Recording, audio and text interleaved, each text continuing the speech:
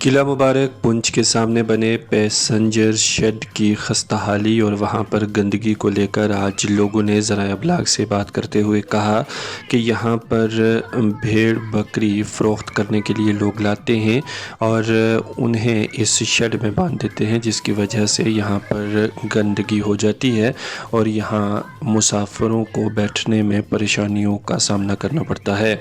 इन लोगों ने ज़िला इंतज़ामिया से अपील करते हुए कहा है कि इस शेड की साफ़ सफाई का ख़ास ख्याल रखा जाए और ख़ास तौर पर अगर इस शेड में जो लोग भेड़ बकरी बांधते हैं वो इससे गुरेज़ करें ताकि शेड की साफ़ सफाई रहे और यहाँ पर मुसाफिर इस गर्मी के मौसम में आसानी से बैठ सकें। एक रिपोर्ट।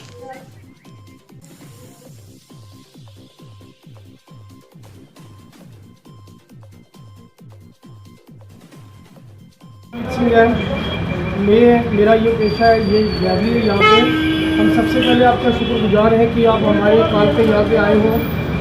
ये जो शेड बना हुआ है ये पैसेंजर का शेड बना हुआ है, पैसेंजर के लिए बना हुआ है। यहाँ पे देखो ये भेड़ बकरियों वाले आके बकरियाँ बांध देते हैं, उसकी वजह से यहाँ पे कोई पैसेंजर बैठ नहीं सकता। और पहले भी हमने एक बार सब ड्राइवरों ने कलेक्शन की, 50-50 रुपये हमने 10-10, 20-20 रुपये डाल के ये शेड हमने खुद साफ़ करवाया है।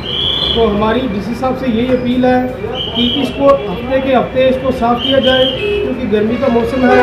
यहाँ पे पुलिस वाले भी बैठते हैं, आके CRPF वाले भी बैठते हैं। और ये जो यहाँ पे इन्होंने ये लोग रखे हुए हैं जो मेटल शिफ्ट किया जाए, और ये जो पैसेंजर शेड है ये सिर्फ लोगों के लिए रखा जाए। हमारी आपसे यही अपील है, डीसी साहब से यही अपील है कि इस शेड को साफ़ किया जाए और यहाँ पे म्यूनसिपलिटी का एक बंदा लगाया जाए जो हफ्ते के हफ्ते इस शेड को साफ करें, ताकि हमें जो मसले का सामना करना पड़ रहा है ये हम ना कर सकें। क्योंकि यहाँ पे बुजुर्ग जो है, आंटियाँ, वो लेडीज़ भी यहाँ पे बैठती हैं, उनके लिए भी बहुत मुश्किल होता है। ड्राइवर लोग बैठते हैं, पुलिस वाले लोग बैठते हैं यहाँ पे।